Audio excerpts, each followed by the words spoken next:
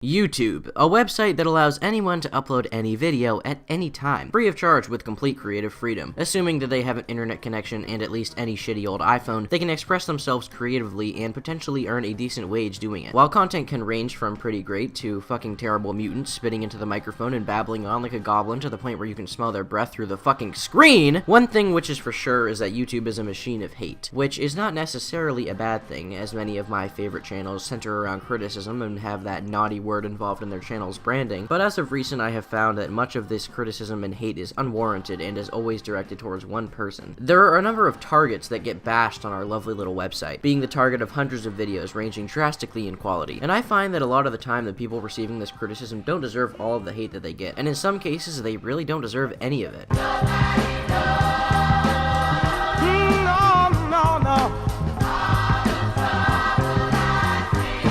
There have been a variety of these punching bags that the YouTube community has chosen to pick on and bash over the span of a website's lifetime, and in particular over the past few years. Mob mentality tends to manifest around these people like a disease, a cancer of sorts. It latches onto the target, spreads through the internet, and populates every facet of them, from YouTube, Twitter, Reddit, and every website imaginable where they have any audience or presence on the internet. While there have been a variety of examples of this, from Leafy to Grade A Under A and Keemstar, the most recent one is probably no surprise to any of you, being Logan Paul. Logan has been receiving criticism for a long time on the website, starting with H3H3's criticism of him faking his colorblindness video even though it was clear that he could see color in another video, and criticism of him was certainly ramping up when he was defending his brother, but he made the biggest mistake of his YouTube career on December 31st, 2017. I don't even feel the need to explain what the vlog contained, as I find it hard to believe that many of you are unaware of what I'm talking about, but needless to say, filming a dead Japanese man hanging from a tree didn't have a positive reception in the YouTube community. I remember working on a video at the time. It was my face reveals video, and I was in the editing process, gathering clips on YouTube, when I saw the vlog had been uploaded 34 minutes ago. I decided to click on it and watched it, and instantly thought, oh, this is going to be a shitstorm. I even considered making a video about the topic, but I didn't really want to bend my knee to trending topics, and I was already in the middle of editing another video at the time, so I passed it off. Probably one of the biggest mistakes I've ever made over the course of my time making videos. An hour later, my Twitter timeline was filled with nothing but people criticizing Logan Paul because he filmed a dead body. 3 hours later, Kavos' video on the topic was out, which eventually reached 18 million views, and the next day, literally every video in my subscriptions was about the same thing, repeating the same points with the same personality and the same style and the same 30 mid-roll ads. And I just sort of sat there in my computer chair, eating my chips and sipping my Coke, thinking, why? Granted, what Logan did was stupid and wrong. I do not support filming and making money off of dead bodies, but at the end of the day, there are a lot of issues with the criticism that he received. I won't argue that he didn't deserve hate, because he definitely did. Good old Logan made a massive mistake on a platform of 15 million subscribers. With an audience that big, he represents the YouTube community in many ways, and basically taking a selfie with a dead man who has recently committed suicide and mocking him is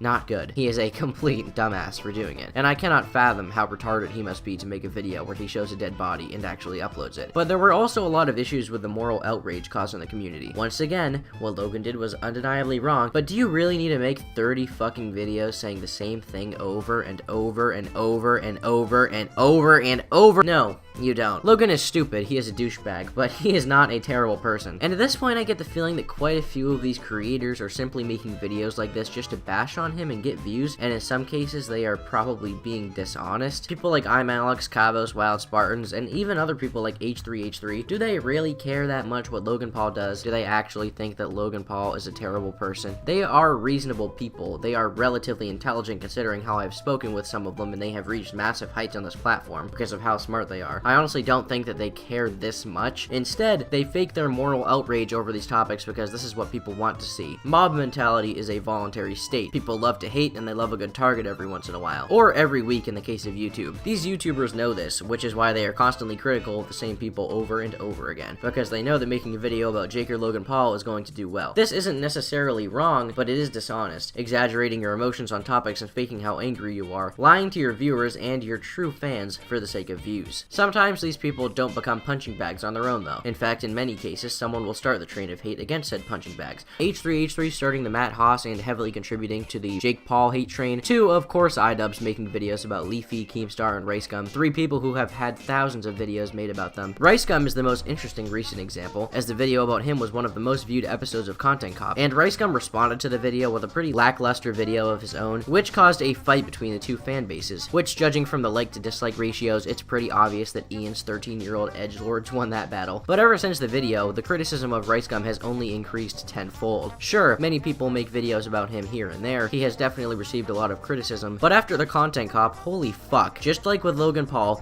everybody, their mom, and their dog, and the piece of shit that the dog left in the middle of the living room made a video about RiceGum. And to this day, 5 months after the Content Cop was released, commentators are still making videos about him. I don't really want to pick a specific target because I'm not really looking to start any YouTube drama with these people, as I have a comparable audience size to some of them, and frankly, I don't want my timeline to be filled with calling me a gay loser, even though I am one. But sometimes you gotta point shit out where you see it. Quite and iNabber are 2 up-and-coming commentators, one with 80,000 subscribers as of the time of me writing this, and the other with just over 30k subs. Their videos aren't awful per se, they are pretty competent, even if iNabber sounds like a robot a lot of the time, and Quite makes somewhat repetitive videos, but whatever, not here to pick apart their videos, not now at least. Rather, the issue I have is that every move that RiceGum makes, they seem to make a video about him, making sure to put Content Cop or iDubbbz in the title so that they can leech off of the popularity of iDubbbz. Obviously, there is nothing inherently wrong with making a video about these people, and there isn't an issue with trying to gain relevancy from others. In fact, I encourage criticism towards people like RiceGum, as he is an asshole and he deserves a lot of criticism, but like, just make a video about someone else for once. Making a video about the same person with the same criticism is not entertaining and it doesn't make for good content. The only thing it makes for is views and ad revenue. Like, Quite can make good content. The first video he made about Content Cop was pretty interesting and I enjoyed it, but once he realized that he could get the same amount of views for less effort, he started heavily decreasing the quality of his videos. He went from a nicely edited video essay style to standing in front of a green screen and rambling on about inane topics, repeating himself at least 3 times in each video. Like I said before, it's not terrible, it's just nothing special, barely passable, I would say. The thing that annoys me the most is that he's polluting my recommended feed, which isn't exactly his fault, but whatever. Seeing the constant praise that retards give this guy in his comment section, like, he's a nice guy. I've talked to people who know him and everyone has a positive view of him as a person. Well, mostly. But his videos are just eh. Hi again. Hi again. Hey yo, good morning, little gang. What's poppin'?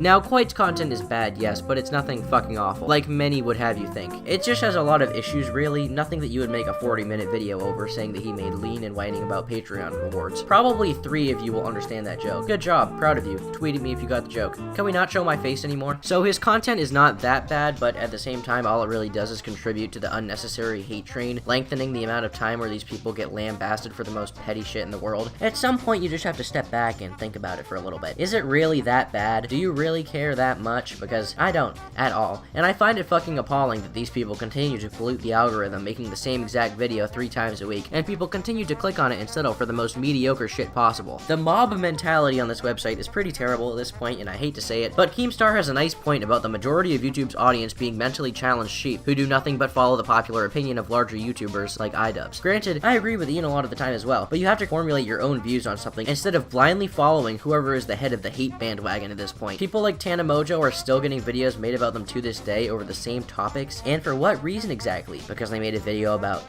sex? Oh my god, you fucking monster! The outrage is pretty terrible right now, and I understand that making videos that are entertaining is the goal of making content, but your criticism also has to hold up, and it certainly seems like in many cases the people making these videos either don't give a shit or only make videos about these creators to leech off of topics without having any real care for the situation. A lot of the people contributing to this bandwagon of hate do not take into account the effect that their videos have on their targets. They don't care about their topics. Their constant moralizing has nothing to do with the actual motive for making the video. The only reason that they make videos about these people is to be a leech and ride off of the success of more popular creators to prop up their own content, which is infinitely more mediocre and lazy than a lot of the people that they criticize. One of the YouTubers who has been in the spotlight of the commentary genre in the past year or so is Onision, someone who has been fading into irrelevance in the past 3 years or so, with the only 3 channels that keep his channel alive being Quite, I'm Alex, and Wild Spartans, who constantly make videos about him when they have nothing else to talk about, which is basically once a week. Hundreds of videos have been made about Onision in the past year alone, scrutinizing every every single action that he makes and reeling in millions upon millions of views. I won't go into every single one of these videos because frankly I don't have the time to do it and it would probably be boring as hell, potentially more boring than these people's videos, but it goes without saying that the videos are pretty unnecessary. Onision used to be one of the biggest creators on this godforsaken platform, but now each and every one of his channels are completely dead. Poor Onision. Not really, he deserves it. Keep in mind, I do not like Ricegum, Tanamojo, Lele Pons, Onision, or any of the people who are constantly beat on in these videos, but at a certain point you have to stop. Sure, they are all douchebags, sure, some of them are probably bad people with a questionable level of maturity and intelligence with many of them, but is it really necessary to make 10 videos about them on one channel? Is it needed to constantly shit on them over and over and over, watching their every move, waiting for them to make one little mistake, and in the end, just giving them more publicity? No. Not at all. This is mirrored in real life with people like Donald Trump, with people constantly freaking out about every word he says because he calls South American countries shitholes, but in the end, it works in their benefit. The news is constantly covering them so they receive more opponents and thousands of supporters every day, and they love it. They love all the attention they get, people never stop talking about them for even a second, and Logan Paul, Jake Paul, Lele Pons, and Onision, and any of these punching bags know that it's working for them, and they love it. They love the numbers, they love the money, they love the Lamborghinis, the houses, the copious amounts of cocaine that they buy with that money, so go ahead, make your videos about how Tanamojo is an awful person, or how Lele Pons isn't funny, or about how Onision said something mean in a video that got 60,000 views. But just know that in the end, you're letting them win. It really is true that any publicity is good publicity for them. But let's be honest, you want them to win, because without them, your channel wouldn't be half as popular as it is now. I've been Turkey Tom, and thanks for watching.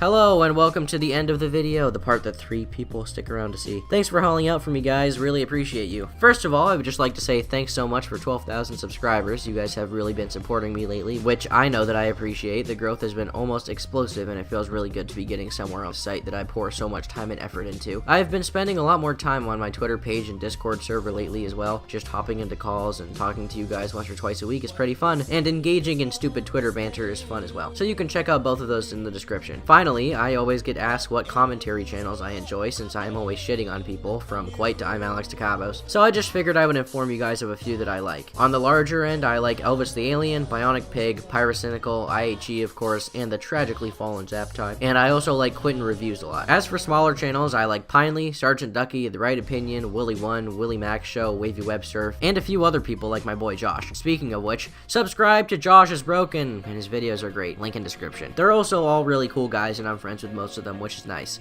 Alright, I'm done shilling. Bye for now.